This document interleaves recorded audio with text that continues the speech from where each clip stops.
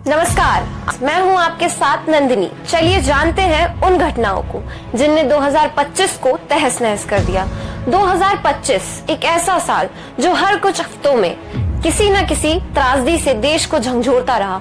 कभी भीड़ का कहर, कभी आतंक का हमला, कभी इंफ्रास्ट्रक्चर का गिरना और कभी यात्रा के दौरान इंसानी जिंदगी का अंत।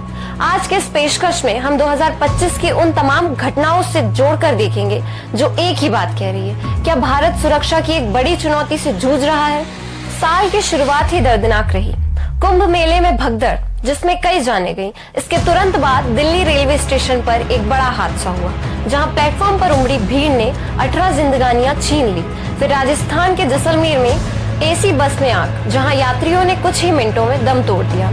और साल के आगे बढ़ते बढ़ते 12 जून को एयर इंडिया की फ्लाइट टेक ऑफ के तुरंत बाद दुर्घटनाग्रस्त हो गई। 240 से अधिक जानें चली गई। नवंबर में छत्तीसगढ़ में एक पैसेंजर ट्रेन खड़ी मालगाड़ी से टकरा गई। लापरवाही ने एक और हादसा दे दिया। उधर नक्सल प्रभावित छत्तीसगढ़ के बीजापुर में आईईडी धमाका, जिसमें जवान शहीद हुए। फिर कश्मीर में पहलगाम आतंकी हमला, जहां पर्यटक निशाने पर थे। और इन सब के बाद दिल्ली के दिन लाल किले के पास कार ब्लास्ट, जिसने राष्ट्रीय सुरक्षा पर सवाल खड़े कर दिए। एक के बाद एक ये हमले बताते हैं कि 2025 में आतंकी गतिविधियां नए तरीके और नए लक्ष्य तलाश कर रही है। गुजरात में फायर क्रैकर फैक्ट्री विस्फोट, फिर वडोदरा के पास गंभीरा ब्रिज कुछ ही सेकंडों में ढह गया। लोग वाहनों सहित नदी में समा गए।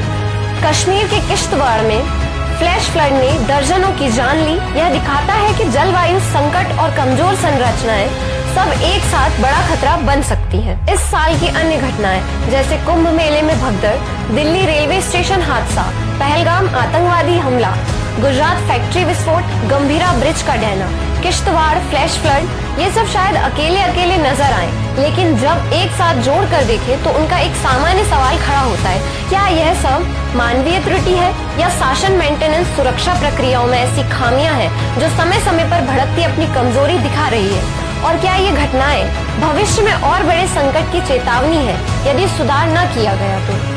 2025 की इन घटनाओं को जोड़कर देखें तो ये सिर्फ हादसों का साल नहीं रहा, ये सवालों का साल रहा। क्या ये घटनाएं सिर्फ दुर्घटनाएं रही या ये हमें एक बड़ी गहरी चेतावनी दे रही हैं? क्या हमने सुरक्षा, रखरखाव और मानवीय जांच पड़ताल में वह ध्यान दिया है जो इन खतरों को पहले पहचानने के लिए जरूरी है?